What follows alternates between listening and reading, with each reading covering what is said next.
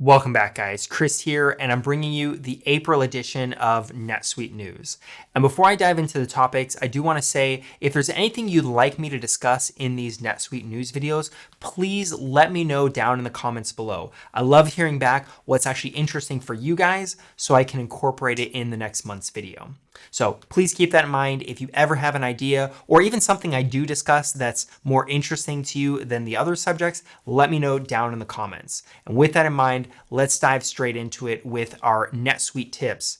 And on this one, I want to focus on ACS, which stands for Advanced Customer Support. It's kind of the highest level of support service that NetSuite provides for clients. The reason I want to talk about it particularly is because I've been getting increasingly people reach out to me very unsatisfied with their ACS service and wondering what they can do about it. So I promise you a little bit later, I will talk about how you make the best of it and how you can move forward with ACS. But first off, let's just talk about what it is and why it tends to be unsatisfactory for clients. So ACS is a monthly subscription support service. Usually what happens is when you buy NetSuite in the first place, they will also sell you ACS. So you've gone live and ACS, the idea of it is that it will carry you forward. And really what it's pitched as is the highest level of support. They're gonna go into your system. You don't even need to give them direction necessarily. They're going to originate correcting things or enhancing your system, making it better, optimizing it wherever they can. That's the whole proposed model. You're going to get these amazing consultants that are going to be kind of rifling through your system, making things fantastic.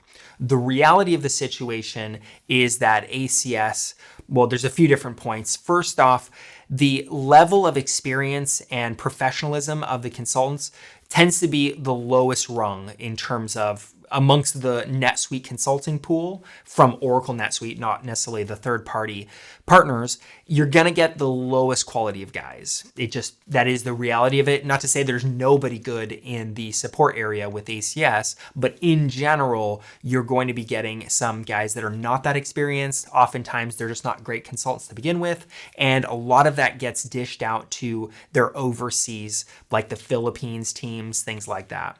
So in general, you're not going to be working with great guys. And as a result of that, what a lot of clients run into, and again, this is all just what I hear from clients. This is not, I have my own opinions on it, but everything I'm stating here are things that I hear not just sometimes, but routinely from clients, is that when they're dealing with these guys, again, because they tend to be less professional and oftentimes they're foreign, what's happening is the client is having to spend a lot of time trying to brief these people, sometimes even on how the system is supposed to work, and then how their business runs, and then exactly what they want them to do. And then it's just so much back and forth. It really takes a lot of time investment from the client just to try to point them in the right direction and at least try to get them to start on a project the client is trying to get done. That is then followed up by the fact that the ACS system is what you could call a use it or lose it system, where you basically every month will pay whatever the subscription is. On the low end, it's about $2,000, and then it can go up significantly from there. So it's not cheap to begin with, and every month you're given an allotted amount of hours. So let's say you have 50 hours for the month. This is just hypothetically. The idea is you're either going to use up those hours in that month or you never see them again. So it's use it or lose it. They're not going to roll over into the next month. So what happens is the client has a certain amount of things they want to get done. So they figure, okay, I'm going to try to get the ACS guys onto this. So they then spend a bunch of time trying to brief them on exactly what they need, how their business works, etc. And then what ends up happening is these guys will chew through a bunch of hours without getting that much done.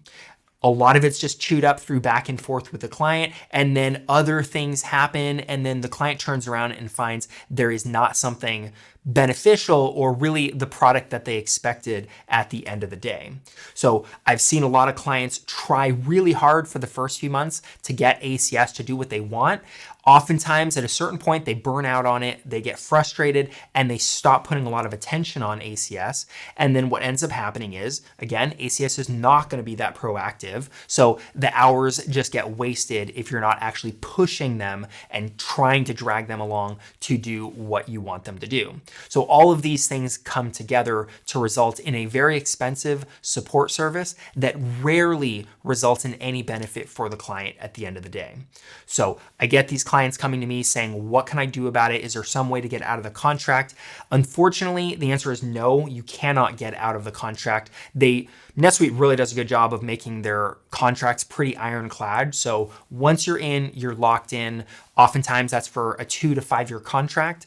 So I really recommend, if you've already paid for ACS, you need to just bite the bullet, recognize a mistake was made. That's fine. You can move forward from that, but it's not going to be something where you can undo it or miraculously fix the situation. You can, however, still get some benefit out of ACS. There are certain functions that ACS can do. The way you need to think about it is just anything that you could consider, and I know this is somewhat derogatory, but more grunt work or menial tasks that can be time consuming, but are not that hard to do. Those are the kind of things you want to try to dish out to ACS. So that's going to be things like data cleansing or scrubbing. That could be granting access to new users. That might be simple setups for roles and permissions or basic save searches that need to get done. All of these more routine, non-difficult tasks can be done by ACS. I'm not saying they're going to do an amazing job, but you can try to at least recoup some of your time by passing over these easy tasks to ACS. Then you need to come to really that crossroads on what you do next. You're either going to be in a situation where your system is okay, it's not that bad to begin with, and you're okay with kind of either trying to jerry-rig things yourself and move forward that way, or your system really has some major flaws. There's definitely new integrations you need to put in, maybe things that you were expecting with go live and then never ended up happening. So you need to get that now fixed with support. When you decide one way or the other, if you decide that you do need to take advantage, you need something to bring your system up to the next level. Despite the fact that you are in with ACS, a lot of clients just need to face the fact that in addition to paying those rather expensive ACS payments per month, you are going to have to get an additional partner. And there are lots of great partners out in the ecosystem for NetSuite support. Plenty of companies do it. A lot of them do a great job. Some of them don't do as good of a job, but it's pretty consistent that any third-party partner that you can find, at least amongst the boutique or large consulting companies, are going to do a better job than you're going to find with ACS. So if you have any question on a partner to go with, feel free to reach out to me. We don't personally do consulting anymore, so please don't ask. I really do not do it anymore. I've made a rule that no more consulting work from 2024 on, but I know plenty of companies that have a proven excellent track record on the subject of support. I'm more than happy to pass on referrals to you guys if you need the help, so please keep that in mind. Next up, we're going to talk about SuperTraining highlights. First off, some of you may have noticed this, but last week I released a Suite Analytics prep course. Now, this is the 5th prep course that I've released at this point, and I've now done every single certification for NetSuite, not including the 2 technical certifications, which I have no intention of doing. So those 5, including Suite Foundation, Admin, ERP, as well as Financial User and Suite Analytics, they're all done. And just to be completely honest, the feedback I get from my students most by far is on my prep courses. They're not only my best sellers, but it's the ones that I get the most positive feedback from. The NetSuite certification tests are difficult. I would say the Suite Analytics is the easiest of the bunch, but even that is not a cakewalk.